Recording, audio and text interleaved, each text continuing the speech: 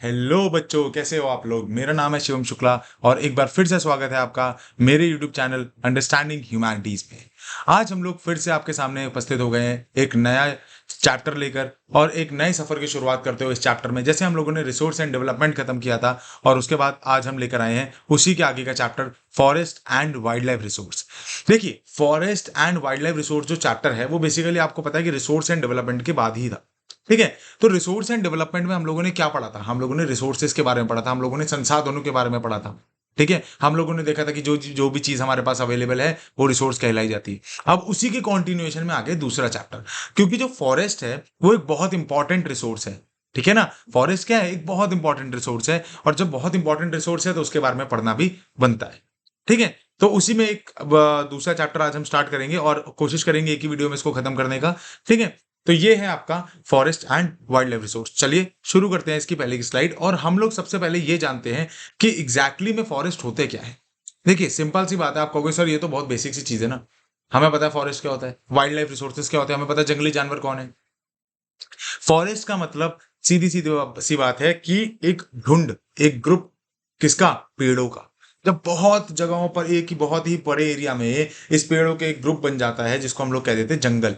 ठीक है। अब ये जंगल बहुत महत्वपूर्ण है। अगर आप देखोगे कि हमारी लाइफस्टाइल में, हमारे इकोसिस्टम में ये जो फॉरेस्ट है ये बहुत ज्यादा इंपॉर्टेंट है। एक बहुत इंपॉर्टेंट रोल प्ले करते हैं ये। हमें बहुत सारी चीजें प्रोवाइड करते हैं, हमें मेडिसिन प्रोवाइड करते हैं, है ना। जानवरों को रहने की जगह प्रोवाइड करते हैं। ठीक है। कई सारे फल फ्रूट वगैरह सब कुछ प्रोवाइड करते हैं, हमें बहुत हेल्पफुल होते हैं हमारे लिए। ठीक है। तो इन्हीं इन्हीं इसी चीज को ध्यान में रख के हम लोग आज ये चैप्टर स्टार्ट करेंगे जिसका नाम है forest and wild life resource. तो देखिए, सबसे पहले अगर आप देखोगे तो एक क्वेश्चन का आप मुझे जवाब दो। क्या फॉरेस्ट एक रिन्यूएबल रिसोर्स है या नॉन रिन्यूएबल रिसोर्स है? बताइए, क्या फॉरेस्ट एक नॉन रिन्यूएबल है या रिन्यूएबल रिसोर्स है? देखिए, फॉरेस्ट जो है, एक बोला तो जाता है कि फॉरेस्ट एक रिन्यूएबल रिसोर्स है। ठीक है। फॉरेस्ट क्या है? एक रिन्यूएबल रिसोर्सेस है। ठीक है। क्यों? क्योंकि एक समय के बाद आता है, जंगल जो है वापस से ग्रो कर जाते हैं, लेकिन बहुत टाइम लेता है इस चीज को ग्रो करने में। इसीलिए हम लोग कहते हैं कि पेड़ों को बचाना चाहिए। इसीलिए हम लोग क्या कहते हैं? पेड़ों को बचाना चाहिए, जंगलों को बचाना चाहिए। ठीक है। तो देखिए क्या लिखा है, एक इंपॉर्टेंट रिसोर्स है कंट्री के लिए। और ये बात आपको भी पता है कि वाइल्ड लाइफ भी, हम इसको वाइल्ड लाइफ को हम कैसे इग्नोर कर सकते हैं? वाइल्ड लाइफ भी इसका एक बहुत अहम टॉपिक है। वाइल्ड लाइफ अगर आप देखोगे तो वाइल्ड लाइफ में क्या क्या चीजें आ जाती है? वाइल्ड लाइफ में फ्लोरा आ जाता है, फौना आ जाता है। ठीक है। यानी कि जानवर और पेड़ पौधे सब मिला के वाइल्ड लाइफ में आ जाते हैं। ठीक है। अब अगर आप देखोगे कि वाइल्ड लाइफ में जो है हमसे कैसे रिलेटेड है, देखो हम जो है वो वाइल्ड लाइफ पे इंटरडिपेंडेंट है। वाइल्ड लाइफ और हम जो दोनों है वो इंटरडिपेंडेंट है। कैसे? हमारा उनके बिना कुछ नहीं हो सकता, उनका हमारे बिना कुछ नहीं हो सकता। सिंपल सी बात है ना। अगर आप ये सोचो कि किसी पेड़ पौधे का के बिना आप कुछ कर सकते हो तो ऐसा पॉसिबल नहीं है, और आपके बिना पेड़ पौधे भी कुछ नहीं कर सकते। तो इंटरडिपेंडेंट है हम सब। जानवरों के साथ भी यही है। हमारे इकोलॉजिकल वेब में एक बहुत इंपॉर्टेंट रोल प्ले करते हैं। फूड चेन आपने पढ़ा होगा। ठीक है ना। फूड वेब आपने पढ़ा होगा। तो इसमें तीनों का इंपॉर्टेंट इक्वलेंट रोल है। ह्यूमंस का, आपका प्लांट्स का और एनिमल्स का। ठीक है। फॉरेस्ट क्या है? एक इंपॉर्टेंट रिसोर्स है किसी कंट्री के लिए, हमारी कंट्री के लिए भी। They not only provide a habitat to, अब देखो ना क्या होता है, फॉरेस्ट तो क्या बहुत सारे काम करते हैं, मैंने अभी आपको ऑलरेडी बताया। हैबिटेट भी प्रोवाइड कर रहे हैं। फिर अगर आप देखोगे, various but are also the primary producers of all resources. जितने भी रिसोर्सेज हैं उन सबके प्राइमरी प्रोड्यूसर्स हैं, मतलब स्टार्टिंग इन्हीं जंगलों से हो रही है। ठीक है। इन स्टार्टिंग कहाँ से हो रही है? इन्हीं जंगलों से हो रही है। कोई भी चीज अगर आप देखोगे तो, जैसे आप फ्रूट्स देखो तो फ्रूट्स पेड़ों में उग रहे हैं। पेड़ कहाँ पर है? जंगलों में। तो मतलब अगर आप देखो तो फॉरेस्ट जो है एक बहुत इंपॉर्टेंट सोर्स है। किस चीज का? फॉरेस्ट जो है एक बहुत इंपॉर्टेंट सोर्स है हमारी लिविंग बीइंग का, हम इंसानों का। ठीक है। इसीलिए हम लोग कहते हैं कि just preserve flora and fauna, कि हमें जो है प्रिजर्व करना चाहिए। किसको? फ्लोरा और फौना को, पेड़ और पौधों को। जब आप पेड़ और पौधों को प्रिजर्व करते हो तो एट द एंड आप अपने लिए ही काम कर रहे हो। ठीक है ना। आप अपने लिए ही काम कर रहे हो। ठीक है। इसीलिए हम लोग कहते हैं हमें वाइल्ड लाइफ को बचा के रखना है। इसी वाइल्ड लाइफ को बचाने के चक्कर में हम लोगों ने कई सारे जानवर ऐसी कंडीशन में पहुंचा दिए जो आज शायद एंडेंजर्ड हो चुके हैं, एक्सटिंक्ट हो चुके हैं। ठीक है। अब जब एंडेंजर और एक्सटिंक्ट हो चुके हैं तो अब एंडेंजर और एक्सटिंक्ट क्या होता है, मैं एक छोटी सी समरी दूंगा बस, ज्यादा इसमें नहीं पढ़ाएंगे क्योंकि ये एंडेंजर एक्सटिंक्ट जो है एनसीईआरटी से कट हो चुका है। ये टॉपिक अब है नहीं, मैंने जानबूझ के इसमें डाला है ताकि एक रेफरेंस मिल पाए। मुझे नहीं समझ आता एनसीईआरटी क्यों इतने इंपॉर्टेंट टॉपिक्स को कट कर देता है, बिकॉज एक फ्लो में चैप्टर चलता रहता है। ठीक है। इसीलिए मैंने इसको जानबूझ के डाला है। ज्यादा नहीं, एक एक मिनट देंगे, फटाफट से इनको खत्म करेंगे। ठीक है। तो फ्लोरा एंड फौना में अगर आप देखोगे तो भारत जो है अपनी बायोडाइवर्सिटी में बहुत रिच है। आपको पता है हमारे पास हर प्रकार के जानवर मिलते हैं। ठीक है, भारत ही एक ऐसा इकलौता देश है जहां पर शेर, टाइगर ये दोनों एक साथ मिलते हैं, लायंस और टाइगर्स एक साथ मिलते हैं। ठीक है, तो अब आप एक चीज सोचो कितना इंपॉर्टेंट होगा ये चीज जानना कि जो भारत में जब वाइल्ड लाइफ है वो कितनी सारी डाइवर्स है, हमारे पास हर प्रकार के जानवर मिले हैं, हमारे लायंस है, हमारे पास टाइगर्स है, हमारे पास हाइनास है, हिप्पोपोटामस है, राइनोसरस है। ठीक है, द टर्म बायोडाइवर्सिटी क्या होती है? अब देखो बायोडाइवर्सिटी, समझ रहे हो, दो शब्दों को जोड़ो, अगर आप दो शब्दों को जोड़ोगे तो बायोडाइवर्सिटी किससे बन रहा है? Bio plus diversity. ठीक है, बायो प्लस डाइवर्सिटी यानी कि जैव विविधताएं, यानी कि जानवरों में विविधताएं होना। यानी कि विविधताएं मतलब डिफरेंसेस होना, अलग अलग तरीके की डाइवर्सिटी है हमारे पास जानवरों की। तो बायोडाइवर्सिटी क्या होता है? Various life forms which are found on the earth. अभी बताया जैव विविधताएं, हिंदी में अगर मैं लिख देता हूं हिंदी वाले बच्चों के लिए, तो इसको हम क्या कह देते हैं? जैव विविधताएं। ठीक है, क्या कहते थे? जैव विविधताएं, मतलब जानवरों में डिफरेंट डिफरेंट प्रकार की विविध हैं, मतलब डिफरेंसेस हैं, अलग अलग वेराइटीज पाई जाती हैं। इसीलिए हम लोग क्या कहते हैं कि भारत में कई सारे प्रकार के जानवर पाए जाते हैं, जिसमें फ्लोरा, फौना और कई सारे स्पीशीज इंक्लूडेड हैं। जिसमें आप देखते हो कि हमारे पास एनिमल्स की भी वेरियस स्पीशीज हैं, हमारे पास जो प्लांट्स हैं उनकी भी वेरियस स्पीशीज है। और आप एक और चीज नोटिस करोगे, ये सब एक दूसरे पे डिपेंडेंट है, इवन ह्यूमंस भी, हम सब एक दूसरे पे डिपेंडेंट है। ठीक है, because of deforestation, their demand for birds and hides and haunts of animal and for medicinal plants, commercialization, etc. Many species of plants and animals are in the world. अब देखो क्या हो रहा है कि क्यों ये चैप्टर पढ़ने की जरूरत पड़ी। क्वेश्चन बनता है कि क्यों हमें फॉरेस्ट और वाइल्ड लाइफ के बारे में जानने की जरूरत पड़ी। बिकॉज आज के समय में क्या हो रहा है, फॉरेस्ट और वाइल्ड लाइफ कम होती जा रही है। जैसे हम लोगों ने रिसोर्स चैप्टर के बारे में भी ये डिस्कस किया था कि उस चैप्टर को पढ़ने की जरूरत हमें तभी पड़ रही है क्योंकि रिसोर्सेस कम हो रहे हैं। और जब रिसोर्सेज कम हो रहे हैं तो आपको इस चीज से बहुत अच्छी चीज समझ आएगी कि जब तक हम उनके कंजर्वेशन के बारे में नहीं जानेंगे तब तक हम उसको कंजर्व करेंगे कैसे। तो same is with the wild life. ठीक है, अब क्योंकि पॉपुलेशन बढ़ रही है, जब पॉपुलेशन बढ़ रही है तो लोगों को क्या चाहिए? What does the people want? The people want the residing space, they want the place where they could reside, जहां पे वो लोग रह सकें, वेयर दे कुड लिव। ठीक है, तो उसकी वजह से क्या करना पड़ रहा है? जंगलों को काटना पड़ रहा है। ठीक है, जंगलों को काटने की वजह से, फॉरेस्ट को कट करने की वजह से क्या हो रहा है? Due to the cutting of forest, जो जानवरों की प्लेसेस हैं जहां जानवर रहते हैं वो सारी जगहें अब गायब होती जा रही हैं धीरे धीरे। इसीलिए आप नोटिस करते हो कि कई बार ऐसी खबरें आती है कि शेर या टाइगर जो है वो घरों में आ गया या गलियों में घूम रहा है, या ये मार दिया उसको मार दिया। क्यों हो रहा है? क्योंकि हमने उनके घर छीन लिया, वो हमारे घर में आएंगे। ठीक है, according to their present numbers various species of plants and animals can be categorised. अब हमने क्या किया, हमने इनको कंजर्व करने के लिए क्या किया? सबसे पहले इनको कैटेगरी में बांट दिया। ठीक है, कौन सी कैटेगरी में बांट दिया? तो हमने इनको नॉर्मल स्पीशीज की कैटेगरी में बांटा, हमने extinct, endangered, vulnerable, rare, endemic, ये सारी स्पीशीज की कैटेगरी में बांटा। ये एनसीईआरटी से आई नो कट हो चुका है ना, बट थोड़ा सा एक बहुत बहुत मतलब 2 मिनट में सारे खत्म करवाऊंगा बहुत जल्दी, कोई लाइन नहीं पढ़नी है, बस जनरली हमें समझना है। नॉर्मल स्पीशीज कौन सी होती है? नॉर्मल स्पीशीज जो अभी नॉर्मल है, जिनकी पॉपुलेशन अभी नॉर्मल है, हमें उनसे कोई खतरा नहीं है कि वो कभी भी एक्सटिंक्ट हो सकती है, लेकिन स्टिल हम उनका शिकार नहीं कर सकते। ठीक है, एक्सटिंक्ट स्पीशीज कौन सी होती है? तो देखो, एक्सटिंक्ट स्पीशीज वो स्पीशीज होती हैं जो अब गायब हो गई हैं। ठीक है, एक्सटिंक्शन स्पीशीज कौन सी होती है? Which can not be found in the wild और इन कैपिटिविटी, बिल्कुल ही गायब हो चुकी है। जैसे भारत में आप देखोगे चीता गायब हो गया था, अभी लाए गए हैं। ठीक है, कूनो नेशनल पार्क में, कूनो नेशनल पार्क कहाँ है? एमपी में, मध्य प्रदेश में। ठीक है, वहां पे लाए गए हैं अभी, तो चीता एक्सटिंक्ट हो गया था। एंडेंजर्ड देखोगे, एंडेंजर्ड का मतलब होता है जो गायब होने वाले हैं, बिल्कुल एकदम चार पांच बचे हुए हैं या 10-12 बचे हुए हैं, बिल्कुल on the verge of extinction है, तो वो एंडेंजर्ड हो जाते हैं। वल्नरेबल क्या हो गया? वल्नरेबल मतलब ये अभी जो है, अभी तो हमारे पास अवेलेबल है, बट आने वाले 10 साल में, 5 साल में ये भी एक्सटिंक्ट होने की संभावना रहेगी। ठीक है, मतलब बहुत वल्नरेबल है, बट अगर हम इनको एक काम करें इनके लिए, या फिर इनके कंजर्वेशन पे काम किया जाए, तो अभी अभी भी हम इनको बचा सकते हैं, इन वल्नरेबल स्पीशीज को बचा सकते हैं। रेयर स्पीशीज कौन से होते हैं? रेयर स्पीशीज, सुनो, rare word, rare sir, rare का मतलब होता है बहुत ही, कभी नहीं दिखा। तो ऐसे स्पीशीज भी बहुत है। एग्जाम्पल दो रेयर स्पीशीज का, रेड पांडा। ठीक है, और कौन कौन से हो सकते हैं? सोचो, दिमाग लगाओ। पोलर बियर, ये सारे जो जानवर हैं ये रेयर स्पीशीज हैं। ठीक है, व्हाइट लेपर्ड, स्नो लेपर्ड जिसको हम कहते हैं, सॉरी, स्नो लेपर्ड। ठीक है ना, ब्लैक लेपर्ड, ऐसे जानवर हैं, ये रेयर हो गए हैं। क्यों? इनको शिकारों ने मार दिया, शिकारियों ने मारा, या कुछ ना कुछ रीजन रहे जिनसे ये खत्म हो गए। एंडेमिक स्पीशीज कौन से हो गए? तो क्या लिखा है? These kind of species are only found, ऐसे स्पीशीज जैसे कैंगरू, तो कैंगरू की आप बात करोगे तो वो क्या है, एंडेमिक स्पीशीज है। एक प्रॉपर एरिया में मिलता है, ऑस्ट्रेलिया में, वहीं पे मिलता है और कहीं पे नहीं मिलेगा आपको पूरे।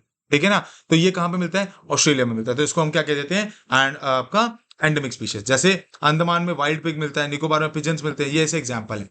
ठीक है ना, तो ये एक बेसिकली आपको पढ़ना जरूरी था। ये भी अच्छा आपके एनसीईआरटी में नहीं है, ये वाला टॉपिक भी नहीं है, लेकिन एक बार थोड़ा सा इसको भी समझ लेते हैं। देखो अब क्या हो रहा है, हमें जानवरों को कंजर्व करने की जरूरत क्यों पड़ी, मैंने अभी आपको स्टार्टिंग में बताया, क्योंकि हमारे पास जो फ्लोरा एंड फौना है वो खत्म होता जा रहा है। और किस कारण की वजह से, क्वेश्चन ये बनता है कि फ्लोरा और फौना जब खत्म हो रहा है तो क्या कारण है। तो सिंपल सी बात है, हमने क्या किया है, पेड़ों को काटना शुरू किया है। वही लिखा है, इंडियन फॉरेस्ट जो है वो कॉलोनियल पीरियड से बहुत ज्यादा खतरे में रहे हैं। पहले ब्रिटिशर्स आके काटते रहे हमारे पेड़ों को, क्यों काटते रहे, क्योंकि ब्रिटिशर्स को बहुत ज्यादा डेवलपमेंट करने थे, उन्होंने रेलवेज बनवाई। प्लस सबसे बड़ी बात है, उनको नेवी के लिए टीक का जो पेड़ होता है उसकी वुड चाहिए होती थी, है ना, तो जहाज बनाने के लिए, तो ये सारों के लिए इन्होंने इंडियन पेड़ों का बहुत इस्तेमाल किया।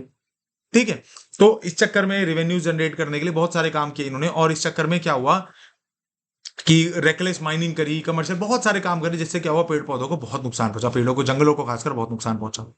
फिर अगर आप देखोगे तो डिस्ट्रक्शन कंटिन्यू रहा, क्यों, क्योंकि हमारी जो पॉपुलेशन थी वो कंटिन्यूस बढ़ रही है। जब पॉपुलेशन कंटिन्यू बढ़ रही है तो हमें जगह चाहिए, जब जगह चाहिए तो जगह तो पेड़ों को काट के ली जाएगी, और तो कोई ऑप्शन बचेगा नहीं, तो पेड़ों को काटा जा रहा है।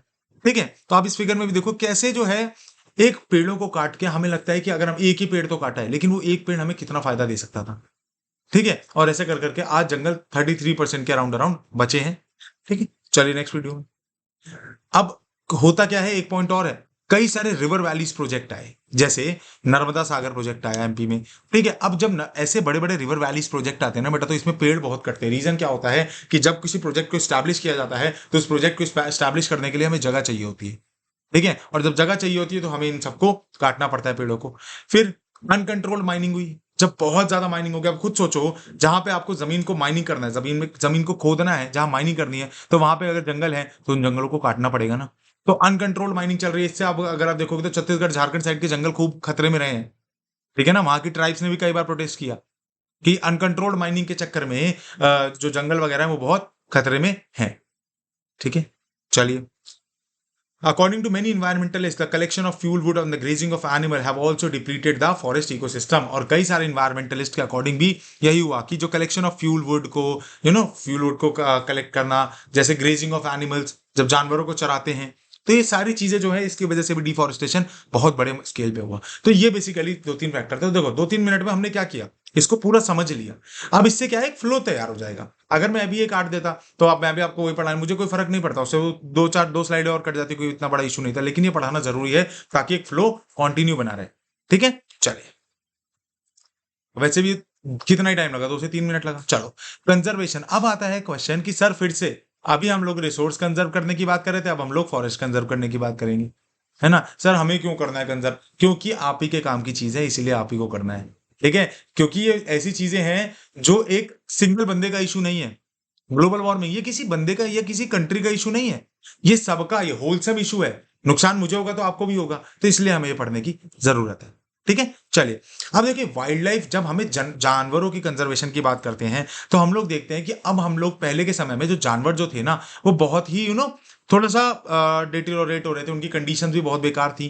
ठीक है ना, प्लस बहुत नंबरों में भी कम हो गए थे। लेकिन धीरे धीरे अब हमें उनको बचाना है। मैं अभी हम लोगों ने रीजन जाने कि क्यों हो रहे हैं, जंगल कम हो रहे हैं तो जानवर भी अपने आप कम होंगे। ठीक है, अब जानवरों को, फॉरेस्ट को भी बचाना है, वाइल्ड लाइफ को भी बचाना है, तो इसके लिए हम लोगों ने कई सारे मेजर्स उठाए। जैसे आप लोग देखते हो, आप लोग कई बार गए होगे जिम कॉर्बेट नेशनल पार्क। ठीक है, अब जब जिम कॉर्बेट नेशनल पार्क आप लोग जाते हो, तो जिम कॉर्बेट नेशनल पार्क क्यों कहा जाता है, तो जंगल है ना। नेशनल पार्क इसलिए है क्योंकि वहां पे टाइगर्स को कंजर्व किया जाता है। तो जब किसी जगह पर, पर्टिकुलर जगह को हम लोग एक तरह से पूरा कंट्रोल कर लेते हैं, पूरा रिजर्व कर देते हैं, और वहां पर नॉर्मल जनता जो है, आम जनता जो है, एक लिमिट तक ही अलाउड होती है। जैसे आप जिम कॉर्बेट जाते हैं तो वहां एक लिमिट तक ही अलाउड हो, हाँ, ज्यादा अंदर कोर एरियाज में नहीं जा सकते आप। ठीक है ना, तो उसको हम लोग क्या कह देते हैं कि ये एक नेशनल पार्क बन चुका है। ठीक है, ऐसे ही पढ़ेंगे वाइल्ड लाइफ सेंचुरीज क्या होती हैं। ठीक है, चलो सबसे पहले देखते हैं, कंजर्वेशन जो करना एक बहुत जरूरी है। इसी लाइन में यही लिखा है कि कंजर्वेशन को करना बहुत जरूरी है, क्योंकि अगर आपको इकोसिस्टम को बनाना होगा, इकोसिस्टम को मेंटेन रखना है, ठीक है, तो कंजर्वेशन करना बहुत ज्यादा जरूरी है। और इसी तहत में हम लोगों ने कई सारी चीजें लाई, कई सारी जो सरकार है, गवर्नमेंट ने भी बहुत ज्यादा काम करे। और गवर्नमेंट ने इसमें सबसे पहले क्या किया, एक एक्ट लाई, जिसको हम कहते हैं Indian wild life protection act, जो कब आया था, 1972। इस एक्ट में सरकार ने बहुत सारे जानवरों का मेंशन किया, जैसे चीता, आपका राइनोसरस, टाइगर्स, ठीक है, अभी प्रोजेक्ट टाइगर भी पढ़ेंगे। तो गवर्नमेंट ने बहुत सारे बहुत सारे सिस्टम अनाउंस करे, बहुत सारे प्रोग्राम्स अनाउंस करे, जिसमें वन हॉर्न राइनोसोरस की प्रोटेक्शन की बात थी। ये आपका वन हॉर्न, जिसको हिंदी में क्या कहते हैं, गैंडा, ठीक है। फिर हम लोगों ने क्या करा कि स्टैग डियर की बात करी, हम लोगों ने चीता की बात करी, स्नो लेपर्ड की बात करी। तो बहुत सारे जानवरों को इस जो प्रोग्राम है इसके थ्रू रखा गया था, इसके अंडर रखा गया था कि इन जानवरों को प्रोटेक्ट करना बहुत जरूरी। टाइगर बहुत मेन इंपॉर्टेंट, टाइगर हमारे पास बहुत कम हो गए थे, ठीक है, लेकिन अब इसको कंजर्वेशन के तहत लाया गया और अब जो है अच्छी इनकी संख्या हो गई है। भारत में बहुत ज्यादा टाइगर है, इवन मेरे हिसाब से सबसे ज्यादा टाइगर भारत में ही मिलते हैं पूरे वर्ल्ड में, ठीक है। चलिए, जैसे और कौन कौन से जानवर थे, one horn rhinoceros, Kashmir Stag, है ना। थ्री टाइप्स ऑफ क्रोकोडाइल भी थे, कौन कौन से, fresh water crocodile, salt water crocodile, घड़ियाल। घड़ियाल पता है कौन होते हैं, घड़ियाल देखा होगा, गंगा नदी में पाए जाते हैं, जिनके जो दांत होते हैं ना वो बहुत ज्यादा लंबे होते हैं, ऐसे ऐसे मतलब ऐसे होता है उनका मुंह काफी ज्यादा, ठीक है। तो एक काफी लंबे, तो घड़ियाल वो भी एक मगरमच्छ की वैरायटी होती है, मोस्टली गंगा, हमेशा गंगा नदी में ही मिलेंगे आपको घड़ियाल, ठीक है। तो ये घड़ियाल भी वर्ड्स ऑफ एक्सटिंक्शन थे, खत्म होने वाले थे, लेकिन इनको भी हमने प्रोग्राम में डाला और इनका भी कंजर्वेशन प्रोग्राम चलाया, ठीक है। Under the wild life act of 1980 and 1986 कई सारी बटरफ्लाईज, मॉथ्स, बीटल और ड्रैगन फ्लाई को भी ऐड किया गया। तो ये जो एक्ट है ये रिवाइज होते रहते हैं, 1970 में 1972 में आया, 1980 में आया, 1986 में आया। और जब ऐसे रिवाइज होते रहते हैं तो आप एक चीज देखोगे कि इनको रिवाइज करना इसलिए जरूरी है क्योंकि नए नए जानवर ऐड करने पड़ते हैं, और जब नए नए जानवर ऐड करने पड़ते हैं तो क्या होगा, सिंपल सी बात है, जब जब नए नए जानवर ऐड करने पड़ेंगे तो हमें इसको रिवाइज करना पड़ेगा। तो 1980 और 1986 में क्या हुआ था, कई सारे बटरफ्लाईज, मॉथ्स, बीटल्स, इनको भी ऐड किया गया। क्लियर है। The government also provided partial और फुल लीगल प्रोटेक्शन, और गवर्नमेंट ने क्या किया, प्रोटेक्शन दी हुई है, किसको, फुल लीगल प्रोटेक्शन किसको दे रखी है, Indian elephants, black buck, black buck कौन, वही सलमान खान वाला, ठीक है ना, जिसको सलमान खान ने मारा था, याद है, इंडियन एलिफेंट्स को, स्नो लेपर्ड, इन सब को प्रोटेक्ट करने के लिए एक्सटिंक्शन से, क्योंकि हाथियों का भी बहुत ज्यादा शिकार होता था, ठीक है ना, हाथी के दांत के चक्कर में, है ना, इनका ही बहुत ज्यादा शिकार होता था। तो उस चक्कर में अब गवर्नमेंट क्या कर रही है, आप देख रहे हो कि कई सारे प्रोजेक्ट्स लॉन्च कर रही है, और ये लॉन्च करने बहुत जरूरी है, मैंने अभी बताया, क्योंकि जिनके भी बारे में गवर्नमेंट प्रोजेक्ट लॉन्च कर रही है, वो जो जानवर है वो वर्ड्स ऑफ एक्सटिंक्शन है, खत्म हो जाएगा अगर हम आज हम उनको नहीं बचाएंगे, ठीक है। और जानवरों को बचाना बहुत जरूरी, क्योंकि उससे इकोसिस्टम का बैलेंस बना रहता है, अगर इको बैलेंस खत्म हो जाएगा तो बहुत दिक्कत हो जाएगी, ठीक है ना। चलिए नेक्स्ट, आप देखिए आ गया सबसे इंपॉर्टेंट जो प्रोजेक्ट चलाया गया था, जो इस जानवर यानी कि टाइगर महाशय को बचाने के लिए चलाया गया, ठीक है। टाइगर एक बहुत खूंखार जानवर है, मतलब कभी देखना, कभी जैसे आप लोग जिम कॉर्बेट वगैरह जाओगे तो वहां पर देखना, अच्छा वहां पे क्या होता है कि वहां पे अराउंड आई थिंक 280 के करीब करीब टाइगर है, बहुत बड़ी पॉपुलेशन है वहां टाइगर्स की, ठीक है। और वहां का प्रोग्राम, कंजर्वेशन प्रोग्राम काफी सक्सेसफुल भी रहा, ठीक है ना, जिम कॉर्बेट जो था काफी काफी सक्सेसफुल प्रोग्राम रहा। तो अच्छा एक और चीज बताता हूँ आपको, ये सबसे पहला नेशनल पार्क था भारत का, इंडिया का फर्स्ट नेशनल पार्क जो था जिम कॉर्बेट ही था, ठीक है। तो टाइगर्स को प्रोटेक्ट करना, मैंने सामने से देखा हुआ है टाइगर, मतलब जिम कॉर्बेट में ही देखा है। तो वहाँ नहीं, मैंने शायद सरिस्का में देखा, सरिस्का नेशनल पार्क भी है, कहाँ पर है, राजस्थान में, वहां पर देखा है। तो वहां पर टाइगर मतलब एक बहुत खूबसूरत, बहुत शाइनिंग बिल्ली होती है, बिल्ली की वेरायटी होती है वो भी, ठीक है ना, बहुत शाइनिंग, एक ब्यूटीफुल सी कैट होती है, जो बड़ा स्पीशीज है काफी ज्यादा, ठीक है। तो इन ये भी एक समय ऐसा आ गया था जब हमारे पास ये कुछ बचे थे 800-900 के करीब करीब, ठीक है। पूरे इंडिया की बात कर रहा हूँ, इवन पूरे वर्ल्ड की आई थिंक बात कर रहा हूँ मैं, तो पूरा अब ये सोचो कि कितना बड़ा, कितनी कमी आ गई थी इनके पॉपुलेशन में, है ना, धीरे धीरे इनको कंजर्व करना बहुत जरूरी था, ठीक है। तो टाइगर जो है एक बहुत इंपॉर्टेंट जानवर है, जिसके लिए प्रोजेक्ट टाइगर सरकार ने चलाया था ताकि इसको बचाया जा सके।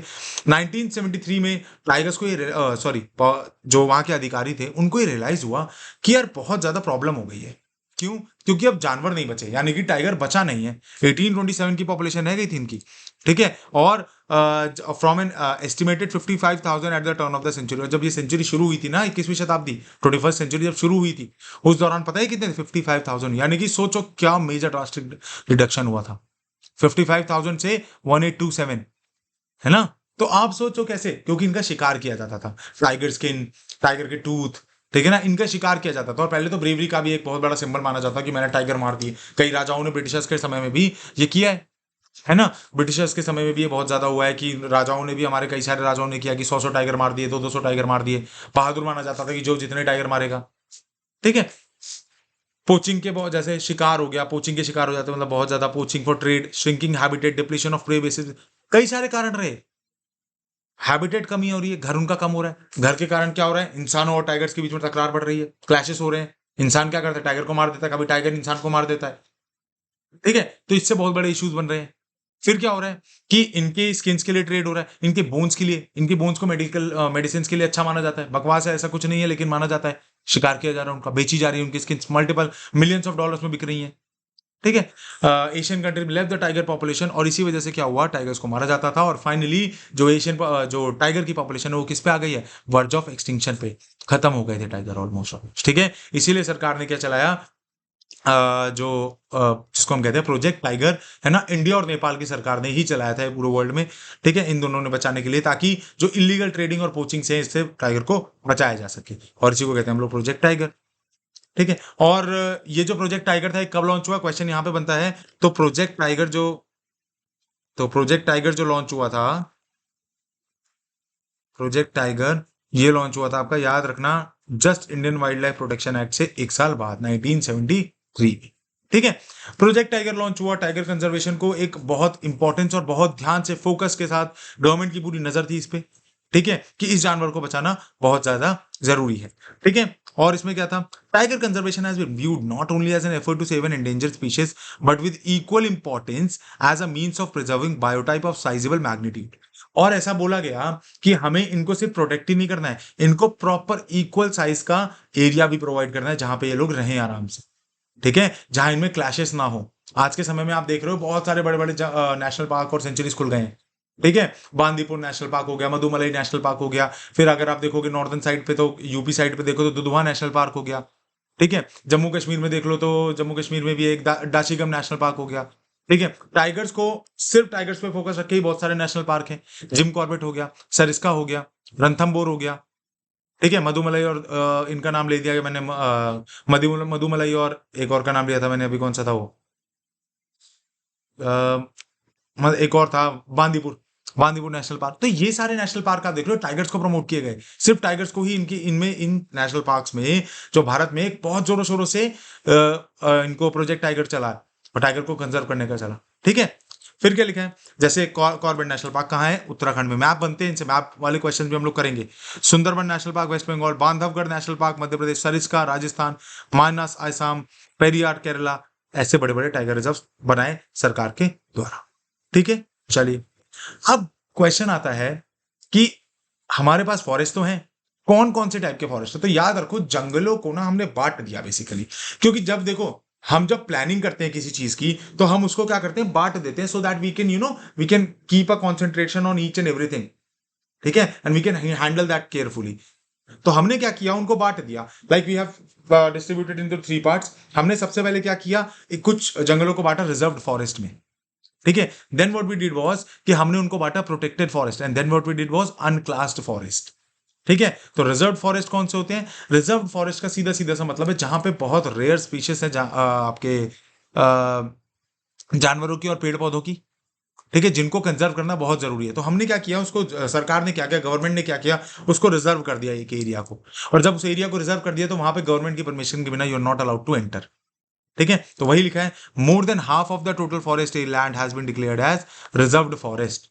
प्रोटेक्टेड कौन से होते हैं, they are protected from any further destruction of forest cover. यानी कि एक ऐसा पोर्शन जहां को सीधा मना कर दिया गया कि इस जगह को आप बिल्कुल भी अब डिस्ट्रक्ट नहीं कर सकते, यानी कि ये अब सेफ ही रहेगा। यहां पे आप ना कोई घर बना सकते, ना कोई डेवलपमेंटल एक्टिविटी कर सकते, क्योंकि ये एरिया प्रोटेक्टेड रहेगा। ऐसा करना बहुत जरूरी है। अगर हम डेवलपमेंट के नाम पे ऐसे पेड़ पौधे काटते रहे, तो ये हमारे लिए नुकसानदायक हो जाएगा, है ना। एट द एंड हमें ही तो भुगतना है। तो इसीलिए अभी से ही समझ जाएं, तो अभी से सारी चीजें सही हो जाएंगी।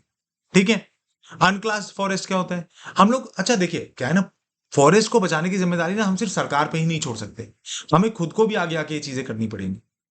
ठीक है, हमें खुद को भी, हमें कई सारे स्टेप्स लेने चाहिए। जैसे आप कोई पेड़ वगैरह उगाए, कोई पौधा वगैरह उगाया है, ठीक है, उसको पानी देके बड़ा किया, खूब बहुत खुशी होती है एक बार करके देखना। किसी पौधे को उगाओ, फिर बार बार पानी देने जाओ हर दिन, है ना, और वो जब वो बड़ा होगा तो बहुत अच्छी चीज लगती है। ठीक है, तो ये सारी चीज, तो हमें अपने एंड में भी कई सारी चीजें करनी चाहिए।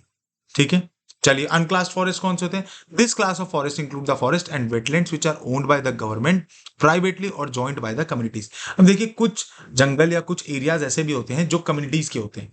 ठीक है, तो उनको हम अनक्लास्ड कह देते हैं, क्योंकि उस पर गवर्नमेंट वगैरह जो है ज्यादा चेंजेस नहीं करते हैं, तो वो अनक्लास्ड फॉरेस्ट हो गए, जो बेसिकली किसी कम्युनिटी के बेसिस पे हो गए, किसी कम्युनिटी का हो गया, किसी प्राइवेट का ही अपना एक प्रॉपर एरिया है, तो वहां पे जंगल हो गए, तो हम उसको अनक्लास्ड में रखते हैं। इंपॉर्टेंट कौन कौन से थे? रिजर्व, रिजर्व मतलब जो बेसिकली जहां पर रिजर्व, जहां आप गवर्नमेंट के परमिशन के बिना नहीं घूम सकते, ठीक है, या नहीं जा सकते, ठीक है। प्रोटेक्टेड, जहां आप कोई काटे पीटे कोई फर्दर डिस्ट्रक्शन नहीं हो सकता। और अनक्लास मतलब जो कम्युनिटीज या प्राइवेटली ओन्ड फॉरेस्ट है। आई होप आपको ये क्लियर हो गया होगा। हाय, अब देखिए क्या लिखा है, सबसे एक इंपॉर्टेंट क्या लिखा है, Madhya Pradesh has the largest area under forest, permanent forest. बहुत इंपॉर्टेंट है। भारत में ऐसी कौन सी स्टेट है जहां सबसे ज्यादा जंगल है? तो मध्य प्रदेश है। जहां सबसे कम जंगल है ना, जहां सबसे कम जंगल है, यानी कि least forest cover, least forest cover अगर आप देखोगे तो वो आपको दिखेगी पंजाब, ठीक है, पंजाब। और हाईएस्ट फॉरेस्ट कवर देखोगे, देखोगे तो कौन सा हो जाएगा? हो जाएगी एमपी, यानी कि मध्य प्रदेश, ठीक है। नॉर्दर्न साइड पे भी आप देखोगे, नॉर्दर्न, हालांकि पता है हम लोग ना अभी जंगलों को प्रॉपर से एनालिसिस नहीं कर सक पाए हैं, मतलब उनका जो हम प्रॉपर एनालाइज नहीं कर पाए हैं उसको, कि कैसे हम जंगल को क्या पूरा, अभी तक हम लोगों ने पता है कितना, आई थिंक 93% ही फॉरेस्ट अपना कवर किया, और इसी को हम एनालिसिस कर सके हैं। कि बाकी का आप कहोगे सर 7% को क्यों नहीं कर पाए? 7% को इसलिए नहीं कर पाए क्योंकि बेटा हमारा जो जंगल है ना वो बहुत डीप है, कहाँ पर? नॉर्थन साइड पर, और वहां पे जा पाना बहुत मुश्किल है, ठीक है। तो इस चक्कर में हम लोग इसको प्रॉपर एनालिसिस नहीं कर पाए कि वहां पे और क्या क्या चीजें अवेलेबल हैं, ठीक है। चलिए, बायोडाइवर्सिटी क्या होता है? मैंने अभी आपको बताया था कि बायोडाइवर्सिटी क्या होता है। एक बायोडाइवर्सिटी मतलब जैव विविधता, यानी कि अलग अलग तरीके के, अलग अलग प्रकार के लोग वहां पर रहते हैं, ठीक है। जहां पे एक इकोसिस्टम है, जहां पे बहुत सारे सेवरल स्पीशीज ऑफ प्लांट्स हैं, एनिमल्स हैं, जो कि आपस में इंटरडिपेंडेंट है, ठीक है। प्लांट्स ना एनिमल्स के बिना जी सकते, एनिमल्स ना प्लांट्स के बिना जी सकते, और हम भी दोनों के बिना, ह्यूमंस भी दोनों के बिना नहीं रह सकते। बायोडाइवर्सिटी क्या करती है? इकोसिस्टम को बूस्ट करती है बेसिकली, ठीक है ना, क्योंकि हर एक स्पीशीज का वहां पर अपना रोल है, और ये बिल्कुल सही बात है। आप चाहे कैक्टस को ले लो, आपके लिए कैक्टस एक बहुत वेस्ट पौधा होगा, आपके किसी काम का नहीं होगा, लेकिन इकोसिस्टम में उतना ही रोल उस कैक्टस का है जितना रोल आपका है, या जितना रोल उस आम के पेड़ का है, ठीक है। हर एक स्पीशीज जो इस एनवायरनमेंट में है, जो इस धरती पर है, हर एक वाइल्ड लाइफ, हर एक फ्लोरा, हर एक फौना जो आज इस धरती पर अवेलेबल है, एनवायरनमेंट में अवेलेबल है, आप इस चीज को जान लो कि वो जो है वो बेसिकली बहुत ही ज्यादा इंपॉर्टेंट है हमारे लिए, हमारे इस इकोसिस्टम के लिए, ठीक है। फिर देखिए क्या लिखा है, जैसे आप देखते हो छोटे छोटे छोटे छोटे जो कई सारे बैक्टीरिया होते हैं, ये भी बहुत ज्यादा इंपॉर्टेंट है। For example, a large number of plant species results in greater variety of crops. For example, जैसे many micro organism plays an important role in biodiversity. आप देखो, मिट्टी को फर्टाइल करने के लिए भी क्या होता है, कई सारे माइक्रो ऑर्गेनिजम्स लगते हैं। तो मैंने बताया आपको, छोटे से लेकर बड़ा हाथी तक, एक बैक्टीरिया से लेकर बहुत बड़े हाथी तक, सारे के सारे इक्वली इंपॉर्टेंट है, और ह्यूमन लाइफ को सस्टेन करने और हेल्प करने में सबकी मदद कर रहे हैं, तो हमें इनको प्रोटेक्ट करना चाहिए, ठीक है। अब इसी दौरान क्या हुआ, ये चीजें और लोगों को रियलाइज होने लगी। लोगों को लगा कि कम्युनिटीज और कम्युनिटीज जो होती है, कई सारी लोग होते हैं, ह्यूमंस को भी चीज रियलाइज होने लगी कि भाई जानवर को बचाना तो अब चाहिए, जानवर, और लोग इसमें आगे आने लगे।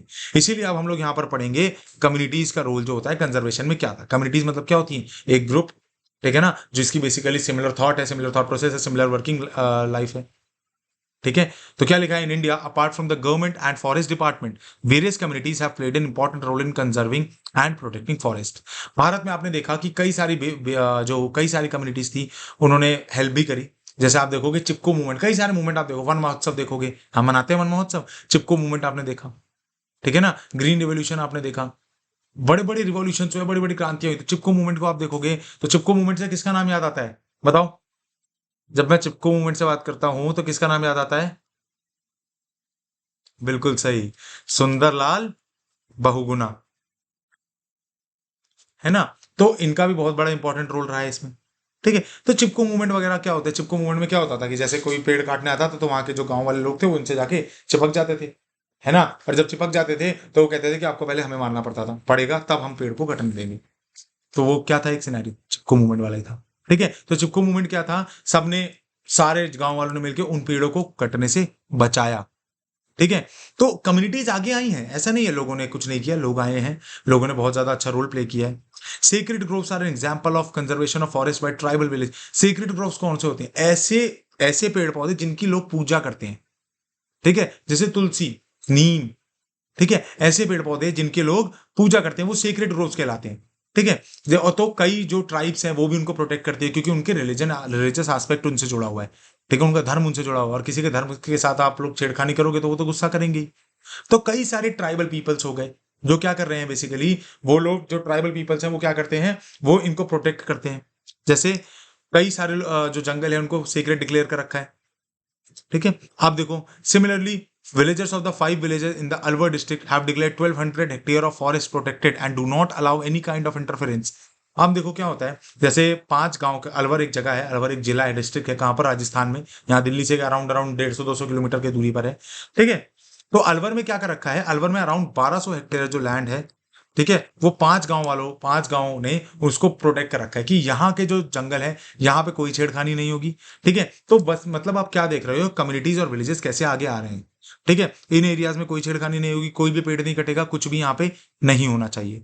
तो ऐसे कर करके सरिस्का टाइगर रिजर्व भी अलवर में ही है, ठीक है। तो वहां पे क्या होता था, सरिस्का टाइगर रिजर्व में ना माइनिंग बहुत ज्यादा होती थी, ठीक है। तो गांव वालों ने उसका विरोध किया और फाइनली माइनिंग को रोक दिया गया है, ठीक है। तो आप कैसे देख रहे हो कि कम्युनिटीज कैसे आगे आ रही हैं जंगलों को बचाने के लिए, और आना ही पड़ेगा, ठीक है, आना ही पड़ेगा। महुआ, अब देखो, अब कई सारे पेड़ पौधे ऐसे हैं जिनकी वर्शिप ही करते हैं लोग, जिनको पूजते हैं लोग, ठीक है ना, जिनको पूजते हैं लोग। तो वो पेड़ पौधे अगर आप देखोगे तो कौन कौन से हैं, तो देखो महुआ जो है वो मुंडास के द्वारा पूजा जाता है, ठीक है। मुंडा कौन से, मुंडा एक जनजाति है, एक जाति, ट्राइब है, ठीक है। Santhal of Chota Nagpur region, while tamarind and mango are worshipped by tribes of Orissa. Tamarind, ठीक है, टैमरिंड हो गया, आम हो गया। तो ये सारे ऐसे पेड़ पौधे हैं जिनको लोग पूज रहे हैं, जिनको कुछ कम्युनिटीज पूजती हैं, जिनकी पूजा करती हैं, जिनको अपने रिचुअल्स में यूज करती हैं, जिनको अपने कल्चर में और रिलीजन में यूज करती हैं।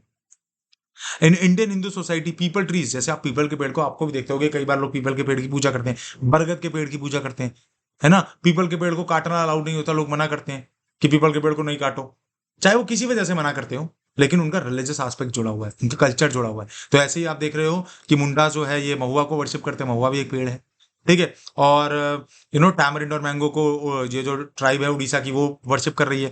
तो मतलब आपको एक चीज समझ आ रही है कि इनको प्रोटेक्ट करने में कम्युनिटीज का बहुत बड़ा हाथ है, ठीक है। ब्लैक बक, पीकॉक्स, नील गाय, ये भी एक बहुत बिश्नोई गांव है। बिश्नोई, बिश्नोई याद है, बिश्नोई कौन है, बिश्नोई से याद आ रहा होगा कुछ, सलमान खान याद है, सलमान खान ने क्या किया था, ब्लैक बक को मारा था। तो उसके पीछे, उनके पीछे कौन पड़ा था, बिश्नोई समाज के जो लोग हैं वो लोग हैं। क्यों, क्योंकि बिश्नोई समाज जो है वो उनको पूजता है, ठीक है। जो बिश्नोई समाज के लोग हैं वो उनको पूजते हैं, तो ऑब्वियस सी बात है ना, आप उनके रिलीजियस सेंटिमेंट्स को अगर हर्ट करोगे तो उनको तो हर्ट होगा ही, ठीक है।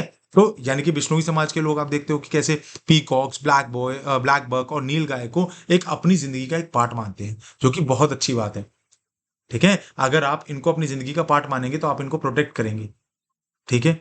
क्लियर है, चलिए। Beej Bachao Andolan in Tehri and Navdanya has promoted people to stop using synthetic chemicals as sufficient crop harvest and can be produced even without the use of। और बीज बचाओ आंदोलन क्या था, देखिए क्या है, हम लोग क्या करते थे, जो किसान थे वो बेसिकली जो आपका फसल है, क्रॉप जो है, क्रॉप में बेसिकली पता है वो लोग क्या करते थे कि बहुत ज्यादा इंसेक्टिसाइड्स, पेस्टिसाइड्स, केमिकल फर्टिलाइजर्स का इस्तेमाल करते थे। तो इससे क्या होने लगा, जो अंदर की जो सॉइल है वो खत्म होने लगी, वो डेड होने लगी। क्यों, क्योंकि आप किसी भी चीज का ओवर यूज करोगे तो इससे क्या होगा, सॉइल की फर्टिलिटी डिक्लाइन हो जाएगी या कम हो जाएगी, ऑब्वियस ही बात है, ठीक है। जैसे ही सॉइल की फर्टिलिटी कम हुई, तुरंत तुरंत क्या हुआ, एक आंदोलन चला गया, बीज बचाओ आंदोलन, जो टेहरी डैम के आसपास चलाया गया था, ठीक है। और ये प्रमोट किया गया कि जितना भी हो सके इस पेस्टिसाइड्स और इंसेक्टिसाइड्स और केमिकल फर्टिलाइजर्स का इस्तेमाल कम कर दो। क्लियर है, चलिए। अब इसी दौरान कई सारे मैनेजमेंट भी चलाए गए, कई सारे प्रोग्राम्स भी चलाए गए, जिसमें एक सबसे फेमस हुआ जॉइंट फॉरेस्ट मैनेजमेंट प्रोग्राम, ठीक है। ये जो जॉइंट फॉरेस्ट मैनेजमेंट प्रोग्राम था ये कब चला था, 1988 में। और सबसे पहली स्टेट जो थी कहां पर लागू हुआ था, उड़ीसा में लागू हुआ था। इस चीज को याद रखना, क्वेश्चन बनता है यहां से, ठीक है। तो जॉइंट फॉरेस्ट मैनेजमेंट क्या प्रोग्राम था, देखो इसमें बेसिकली क्या था, लोकल कम्युनिटीज, ठीक है, in the management of forest land. In this programme local village communities undertake management of degraded part of forest which are manage by the forest department. इसमें basically क्या था, सरकार और लोगों की मिलीभगत, यानी कि गवर्नमेंट, गवर्नमेंट में भी forest department plus local communities, local communities, है ना, इन दोनों की मिली भगत के दौरान, मिली भगत के से बेसिकली जंगलों को प्रोटेक्ट करने की बात करी गई थी। That will we are here to protect these forest but with the help of local communities, ठीक है। In return for their help the communities are allowed to have a share in non timber and timber product which are harvested by joint effort of the local communities. अब देखिए क्या होता था कि government इनसे help लेती थी, है ना, क्योंकि लोकल कम्युनिटी से हेल्प लेने का सबसे बड़ा फायदा क्या है, उनको जंगल के एक एक चीज का पता है, उनको बड़े बड़े पेड़ पौधों का पता है ना। जैसे कई जैसे समाज, जैसे बिश्नोई समाज है, बिश्नोई जो समाज के लोग हैं उनको अपने जंगलों के बारे में बहुत अच्छे से पता है, वो अपने जानवरों को पूजते हैं, है ना। एक बहुत अच्छी कम्युनिटी है जो इन चीजों के लिए आगे बढ़ती है, ठीक है ना, जो हर चीज को प्रोटेक्ट करती है ना। तो ऐसे ही कई सारी कम्युनिटीज हैं जो अपने जानवरों को, अपने पेड़ पौधों को प्रोटेक्ट करते हैं, अपने पेड़ पौधों को पूजते हैं, ठीक है। तो गवर्नमेंट और लोकल कम्युनिटीज की अगर आप बात कर रहे हो, तो गवर्नमेंट ने क्या करा, लोकल कम्युनिटीज को बोला कि आप हमारी मदद करो और उसके बदले में हम आपको कुछ लकड़ी का शेयर या कुछ एक प्रॉपर जंगल का प्रोडक्ट जो बेसिकली आपके यूज में आएगा वो हम आपको देंगे। तो वही क्या लिखा है, non timber and timber product, जो जॉइंट एफर्ट, मतलब इन दोनों के जॉइंट एफर्ट्स के द्वारा जो भी चीज ग्रो होगी उसका कुछ पार्ट लोकल कम्युनिटीज को दिया जाएगा,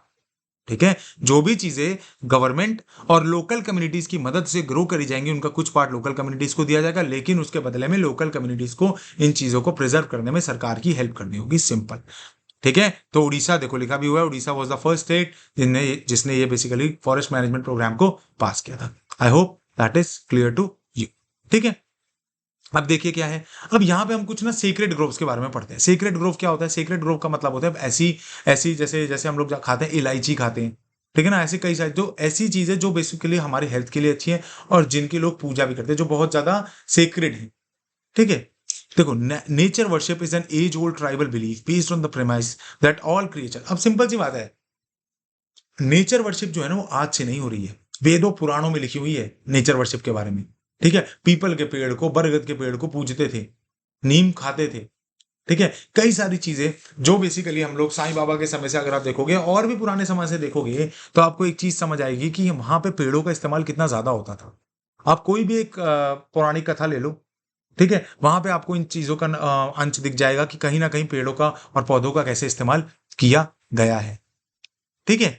जैसे नेचर वर्शिप जो है बहुत पुराना है, ठीक है। तो देखो, सच बिलीफ है preserved several virgin forest in pristine from called sacred forest, और इसीलिए आज जो हम कई पेड़ों को मानते हैं कि भगवान का वास है यहाँ पर, पीपल का पेड़ बोलते हैं, हम बरगद का पेड़ बोलते हैं, ऐसे बड़े बड़े पेड़ों को बोलते हैं कि यहाँ पर भगवान का वास है, तो हमारे लिए तो वो सेक्रेड फॉरेस्ट हो गया ना, सेक्रेड एक वेजिटेशन हो गई, ठीक है। दीज पैचेस ऑफ फॉरेस्ट और part of large forest have been left untouched by the local people and anyway interfere them, और क्या बोला गया है कि कोई भी उनके साथ इंटरफेरेंस बैन है, कुछ भी चीज हम इंटरफेरेंस इसमें बर्दाश्त नहीं करेंगे, इनको कोई भी कट नहीं करेगा, इनको कोई भी छुएगा नहीं, और कम्युनिटीज इनके प्रिजर्वेशन के लिए आगे खड़ी हैं, ठीक है। Certain societies river a particular tree which they have preserve from time immemorial, जैसे Mundas Santhal of Chota Nagpur reason worship महुआ, है ना। तो आपने देखा कि जैसे महुआ महुआ आप देखोगे, जैसे ये वाला पेड़ जो है महुआ का पेड़, ठीक है, तो इनको संथल्स और मुंडास जो है ये ट्राइब्स हैं, है ना। संथल रिबेलियन याद करो 1855, है ना। तो ये सारे रिबेलियंस हुए थे, तो संथल्स और मुंडास जो ये ट्राइब है ये अपने महुआ के पेड़ को बहुत सुरक्षित करती हैं,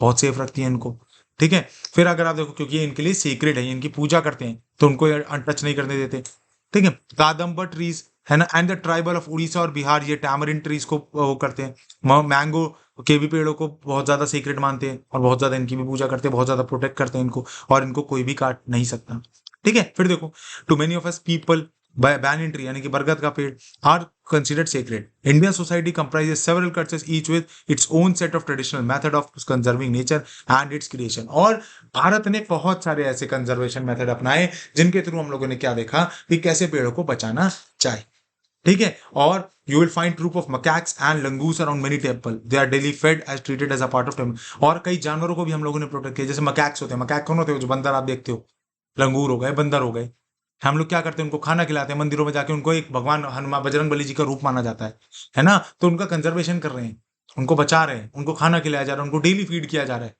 ठीक है, कितनी अच्छी बात है ये। In and around Bishnoi villages in Rajasthan, herd of blackbuck, nilgai and peacocks can be seen and is an integral part of community. Nobody harms them. बिल्कुल सही बात है। बिश्नोई समाज क्या करता है, बिश्नोई कम्युनिटी जो क्या करती है, एक बहुत बेहतरीन काम करती है, ब्लैक बक, नील गाय और आपका पीकॉक, इनको बचाने का काम करते हैं ये लोग, ठीक है। और उनको अपने गांव का अपने गांव का ही एक पार्ट मानते हैं और कभी भी उनको नुकसान नहीं पहुंचाएगा, ठीक है। तो जंगलों को बचाना एक बहुत इंपॉर्टेंट टास्क है, ठीक है। और इसी दौरान हम लोगों ने इस चैप्टर में ये चीज पढ़ी, ठीक है। इसके बाद आप देख रहे हो कि ये आपका आ गया एक माइंड मैप आ गया, ये रिवीजन के लिए बहुत जरूरी है, इसको रिवाइज कर लेना आप लोग, ठीक है। ये चैप्टर हमारा यहीं पे एंड हो चुका है। अब इसके लिए एमसीक्यूज आने वाले बहुत जल्दी, जो नेक्स्ट वीडियोज आएगी वो टॉप 50 एमसीक्यूज या टॉप 100 एमसीक्यूज की आएगी, ठीक है ना। उसमें भी आप लोग देखेंगे कि सारे एमसीक्यूज कवर करेंगे। आई होप आप लोगों ने नेशनलिज्म इन यूरोप अभी तक पूरा कर लिया होगा और रिसोर्स एंड डेवलपमेंट भी पूरा कर लिया होगा। हम लोगों ने हिस्ट्री का एक चैप्टर डाल दिया और ज्योग्राफी का एक चैप्टर डाल दिया, अभी सेकंड चैप्टर भी डल गए। तो यानी कि आप लोगों के लिए प्रॉपर कंटेंट तैयार हो रहा है और बोर्ड्स की तैयारी की जिम्मेदारी हमने ली है, तो उसको हम लोग पूरा करेंगे। तब तक के लिए धन्यवाद, मिलते हैं नेक्स्ट वीडियो में। Thank you.